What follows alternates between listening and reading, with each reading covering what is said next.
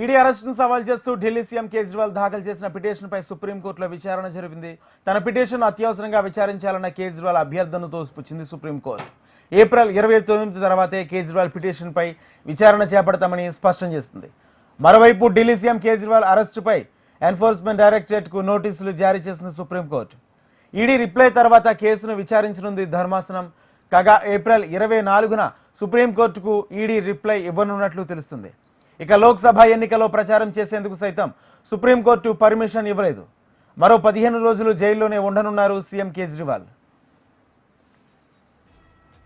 ఇదే అంశానికి సంబంధించి పూర్తి సమాచారం మా ప్రతినిధి శిరీష్ ఢిల్లీ నుంచి లైవ్ లో సిద్ధంగా ఉన్నారు.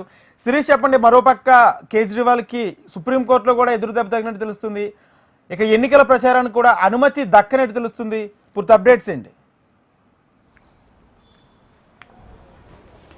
రాజేంద్ర, ఈరోజు కేజ్రీవాల్కు వరుస ఎదురు దెబ్బలు కూడా తగులుతున్నాయి. కొద్దిసేపు క్రితమే సుప్రీంకోర్టులో ఎన్ఫోర్స్మెంట్ డైరెక్టరేట్ అరెస్టును సవాల్ చేస్తూ కేజ్రీవాల్ దాఖలు చేసిన పిటిషన్పై మధ్యంతర రిలీఫ్ అనేది కూడా ఇవ్వడానికి సుప్రీంకోర్టు నిరాకరించడం జరిగింది. ఈ కేసులో కేజ్రీవాల్ దాఖలు చేసిన పిటిషన్ ఏదైతే ఉందో ఆ పిటిషన్ పైన సుప్రీంకోర్టు ఎన్ఫోర్స్మెంట్ డైరెక్టరేట్కు నోటీసులు కూడా ఇష్యూ చేసింది. కేసుకు సంబంధించి తదుపరి విచారణను ఈ నెల 29కి వాయిదా వేయడం కూడా జరిగింది.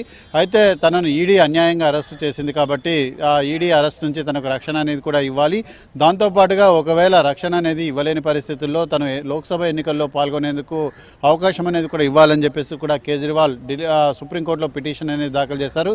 దీనిపై విచారించిన సుప్రీంకోర్టు ద్విసభ్య ధర్మాసనం కేజ్రీవాల్కు తక్షణ రిలీఫ్ అనేది కూడా ఇవ్వడానికి నిరాకరించడం జరిగింది. ఎన్ఫోర్స్మెంట్ డైరెక్టరేట్కు నోటీసులన్నీ కూడా జారీ చేస్తూ కేసు విచారణను ఈ నెల 29కి వాయిదా వేశారు. అయితే ఈ నెల 24 లోపు తాము ఇచ్చిన నోటీసులకు ఎన్ఫోర్స్మెంట్ డైరెక్టరేట్ సమాధానం చెప్పాలి. ఎన్ఫోర్స్మెంట్ డైరెక్టరేట్ ఇచ్చిన సమాధానానికి ప్రతి సమాధానంగా రీజైండర్ అనేది ఇటు కేజ్రీవాల్ తరపు న్యాయవాదులు ఈ నెల 27 వరకు చెప్తే 29వ తారీఖున దీనికి సంబంధించి తదుపరి విచారణ అనేది కూడా చేపడతామని చెప్పేసి కూడా స్పష్టం చేయడం జరిగింది.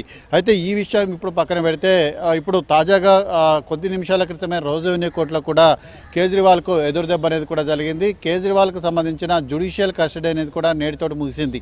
సో కేజ్రీవాల్కు సంబంధించిన జ్యుడిషియల్ కస్టడీ అనేది కూడా నేటితోటి ముగియడంతో మరోసారి కేజ్రీవాల్కు సంబంధించిన జ్యుడిషియల్ కస్టడీని కొనసాగించాలని చెప్పేసి ఎన్ఫోర్స్మెంట్ డైరెక్టరేట్ కోర్టును అభ్యర్థించడం కూడా జరిగింది. ఈ కేసులో అక్యూజ్డ్ అంటే సహనిందితురాలు కవితకు సంబంధించిన జ్యుడిషియల్ కస్టడీ అనేది కూడా ఈ నెల 23 వరకు కొనసాగుతుంది. కాబట్టి ఈ కేసులో కేజ్రీవాల్కి సంబంధించిన జ్యుడిషియల్ కస్టడీని కూడా పొడిగించాలని చెప్పేసి కూడా ఎన్ఫోర్స్మెంట్ డైరెక్టరేట్ రోజు రెవెన్యూ కోర్టులో పిటిషన్ దాఖలు చేయడం జరిగింది. దీనిపైన విచారించిన రోజు రెవెన్యూ కోర్టు ప్రత్యేక ధర్మాసనం జడ్జి కవేరి బవేజా కేజ్రీవాల్కు కూడా ఈ నెల 23 వరకు కూడా జ్యుడిషియల్ కస్టడీ పొడిగిస్తూ ఉత్తర్వులన్నీ కూడా ఇవ్వడం జరిగింది. సో మొత్తం మీద కూడా కేజ్రీవాల్ ఈ నెల 23వ తారీఖు వరకు కూడా తిహార్ జైల్లోనే ఉండే అవకాశం ఉంది. మళ్ళీ తిరిగి ఈ నెల 23వ తారీఖున ఎమ్మెల్సీ కవితను అదేవిధంగా కేజ్రీవాల్ను ఇద్దరిని కూడా రోజు రెవెన్యూ కోర్టులో ప్రవేశపెట్టి మరి అప్పుడు మళ్ళీ కస్టడీ అనేది కూడా కొనసాగిస్తారా లేదా అనేది కూడా చూడాలి. మనీ లాండరింగ్కి సంబంధించిన కేసులో ఒకసారి ఎన్ఫోర్స్మెంట్ డైరెక్టరేట్ ఛార్జ్ షీట్ కానీ అదనపు ఛార్జ్ షీట్ కానీ దాఖలు చేస్తేనే బెయిల్ అప్లికేషన్ అనేది కూడా మూవ్ చేసుకోవడానికి అవకాశం అనేది ఉంటుంది సాధారణంగా ఎక్కువ సందర్భాల్లో. సో ఈ నేపథ్యంలో ఇప్పటివరకు కూడా ఈ కేసుకు సంబంధించి కవితను మార్చి 15వ తారీఖున ఎన్ఫోర్స్మెంట్ డైరెక్టరేట్ హైదరాబాద్లో అరెస్ట్ చేసింది. రేపు ఇవాళతోటి దాదాపు నెల రోజుల కూడా కంప్లీట్ అవుతున్నాయి. ఇప్పటివరకు కూడా ఎటువంటి ఛార్జ్ షీట్ కానీ అదనపు ఛార్జ్ షీట్ కానీ కవిత విషయంలో ఫైల్ చేయలేదు. ఇక కేజ్రీవాల్ విషయంలో కూడా ఎటువంటి అదనపు ఛార్జ్ షీట్ కానీ మెయిన్ ఛార్జ్ షీట్ కానీ కూడా ఫైల్ చేయలేదు. కాబట్టి వీళ్ళిద్దరికీ కూడా ఇప్పట్లో దాదాపుగా బెయిల్ లభించే అవకాశాలు లేవని చెప్పేసి ఢిల్లీలో న్యాయవర్గాలు కూడా చెప్తున్నాయి. సో ఏదేమైనప్పటికీ 23వ తారీఖు వరకు కూడా కేజ్రీవాల్ తిహార్ జైల్లోనూ కూడా గడపాల్సి ఉంటుంది. ఈలోపు సిబిఐ తమ కస్టడీకి ఇవ్వమని చెప్పేసి పిటిషన్ కూడా దాఖలు చేసేందుకు ఆస్కారం అనేది కూడా ఉంటుంది. రాజేంద్ర, అయితే శిరీష్, ఒక పక్క లోక్సభ ఎన్నికల ప్రచారానికి సంబంధించి ఇక్కడ ఓరట్లు లభించకపోవడం, అటు ఆప్ నేతలు కూడా దిశానిర్దేశం చేయడానికి సరైన నేతలు లేకపోవడంతో అసలు ఆప్ ఎటువంటి నిర్ణయాలు తీసుకుంటుంది? ఎన్నికలకు సంబంధించి ముందుకు వెళ్ళడానికి ఆ పార్టీ నేతలు ఎటువంటి ఆలోచన చేస్తున్నారు? రాజేంద్ర, ఒక రకంగా చూస్తే ఆమ్ ఆద్మీ పార్టీలో ఒక అయోమయం గందరగోళమైన పరిస్థితి అనేది కూడా నెలకొంది. కేజ్రీవాల్ అరెస్ట్ తర్వాత పెద్ద ఎత్తున పార్టీ శ్రేణులు లాంటివి కూడా రోడ్లపైకి వచ్చి ధర్నాలు ఆందోళనలు నిర్వహిస్తారని చెప్పేసి కూడా భావించారు. కానీ అందరూ భావించిన దానికి భిన్నంగా పార్టీ చాలా వరకు కూడా సైలెన్స్ను కూడా పాటించడం కూడా జరిగింది. ముఖ్యంగా పార్టీకి దాదాపు 65 మంది ఎమ్మెల్యేలు పైగా ఉన్నారు. దాంతోపాటుగా దాదాపు 9 మంది ఎంపీలు పైగా ఉన్నారు. ఒక్క ఎంపీ తప్ప, సంజయ్ సింగ్ తప్ప మిగిలిన వాళ్ళు ఎవరు కూడా ఇప్పటివరకు కూడా మీడియా ముందుకు కానీ ఎక్కడికి కూడా రాలేదు. వాళ్ళ యొక్క మౌనం అనేది చాలా వరకు అనుమానాలకు కూడా తావిస్తుంది అనేది కూడా రాజకీయ వర్గాల్లో జరుగుతున్న చర్చ. ఎందుకు ఒక్కసారిగా ఆమ్ ఆద్మీ పార్టీకి సంబంధించిన నేతలందరూ కూడా సైలెంట్ అయ్యారు? కేంద్ర ప్రభుత్వానికి భయపడా, లేదంటే కేంద్ర ప్రభుత్వం కేసులు పెడుతుందన్న భయంతో, లేదంటే తమ కేసులన్నింటికి కూడా బయటకు వస్తాయన్న భయంతో ఎక్కడ వీళ్ళు భయపడుతున్నారనేది కూడా ఒక అయోమయమైన పరిస్థితి అనేది కూడా నెలకొని ఉంది. అయితే అసలు ఈ పార్టీని నడిపించాల్సింది ఎవరు? ముఖ్య నేతలందరూ కూడా జైల్లోనే ఉన్నారు. కేజ్రీవాల్ జైల్లోనే ఉన్నారు, సిసోడియా జైల్లోనే ఉన్నారు, సంజయ్ సింగ్ నిన్నగాక మన జైలు నుంచి బయటకు వచ్చారు. అయితే పార్టీ అధినేత జైల్లోనే ఉండడంతో పార్టీ అయోమయమైన పరిస్థితి నెలకొంటుంది. ఇప్పటివరకు కూడా క్యాండిడేట్లు చాలా ఏరియాల్లో కూడా ఫైనలైజ్ కాలేదు.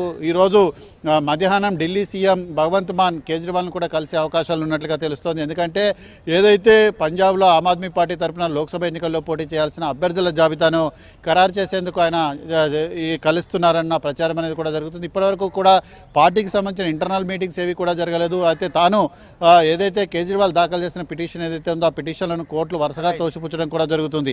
తిహార్ జైలు నుంచి ఎటువంటి ఆదేశాలు ఇవ్వడానికి వీల్లేదు. అదేవిధంగా ఏదైతే లీగల్ అభిప్రాయాలు అంటే న్యాయవాదులతోటి కూడా ప్రతిరోజు కూడా కేజ్రీవాల్ మాట్లాడతానని చెప్పేసి కూడా అడిగారు. దానికి కూడా కోర్టు పర్మిషన్ అనేది కూడా ఇవ్వలేదు.